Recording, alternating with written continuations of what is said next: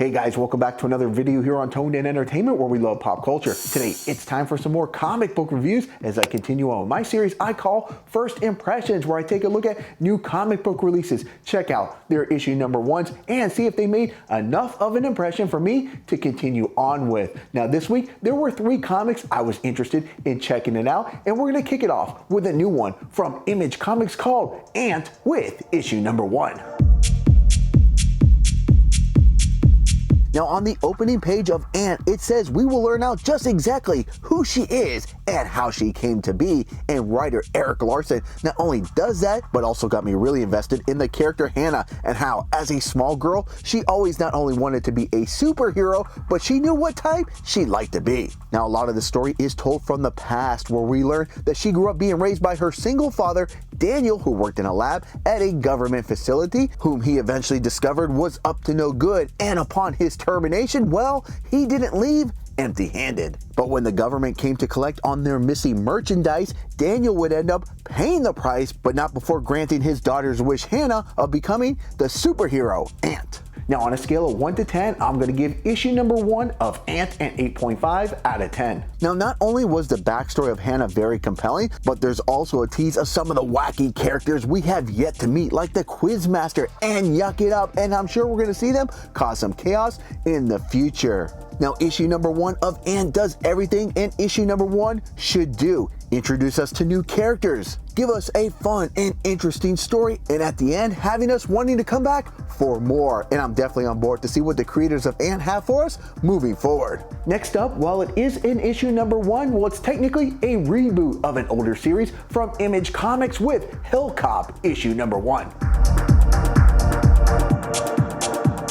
Now throw out what you know about conventional law enforcement and your standard criminal, because in Hellcop, while some of the crimes might look familiar, these faces behind them definitely aren't. One of the things I really enjoyed about following along with this adventure is that we get to see these Hellcops not only in their own element on both Earth and in other dimensions, but we also get to see that no matter how twisted and weird the situations that these Hellcops find themselves in, at the end of the day, they're still very much normal people. Now on a scale of 1 to 10, I'm going to give issue number 1 of Hellcop a 7 out of 10. For an issue 1, we're definitely introduced to a great variety of characters that I'm sure down the road we'll get to learn more about. Writer Brian Haberlin does a good job with the pacing of this issue, but I also like the fact that we learn that there are classes of demons and that they can use RPG-like elements to upgrade their powers, which really opens the door to some crazy possibilities. Again, just like Ant, this issue does everything an issue number 1 should do.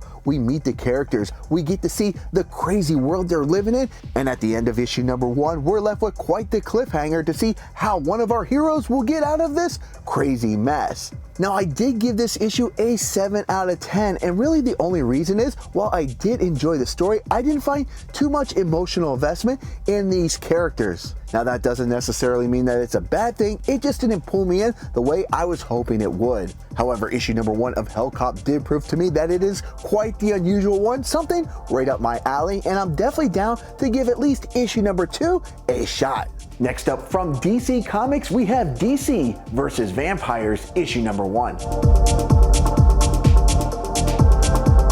Now DC vs. Vampires is planned out to be a 12-issue series, and writers James Tynion and Matthew Rosenberg waste no time in setting the stage that the world that they've created, well, it appears that no one can be trusted. Here in issue number 1, we're going to follow the journey of Andrew Bennett, who has gone through quite the journey to make it to the Hall of Justice so that he can warn the Justice League of the impending doom that is coming at the fangs of the vampires sooner than later. When he arrives at the Hall of Justice, the only ones that will be around are the Green Lantern and Wonder Twin Zan, as the rest of the Justice League is off planet attending to other matters, or at least that's what we're told. During the conversation between this trio, there's some backstory of some of the dramatic events that occurred that included the death of the Cult of the Blood of the Red Moon, and how some of the members of the Legion of Doom have now become even more sinister. Now, while normally sharing all this information with the Justice League would be helpful, especially in the revelation that there might also be an already known cure, in the end, well, it was all a trap, leaving the door open for us readers to have a guessing game of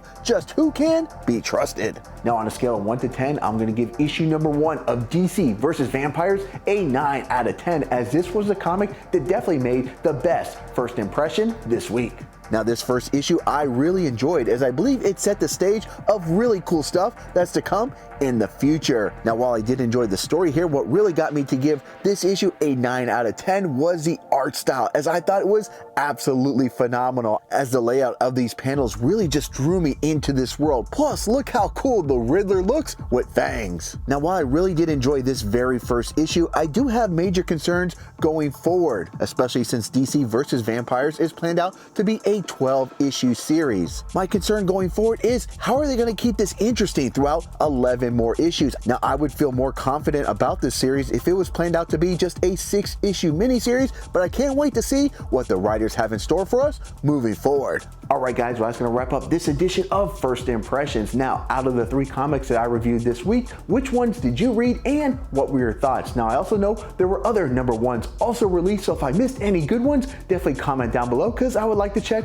those out as well. Alright guys, if you like comic book reviews like this and all things pop culture, make sure you stay tuned in here to Toned In Entertainment for future videos. Subscribe to the channel. Do it. Go now. Do it now.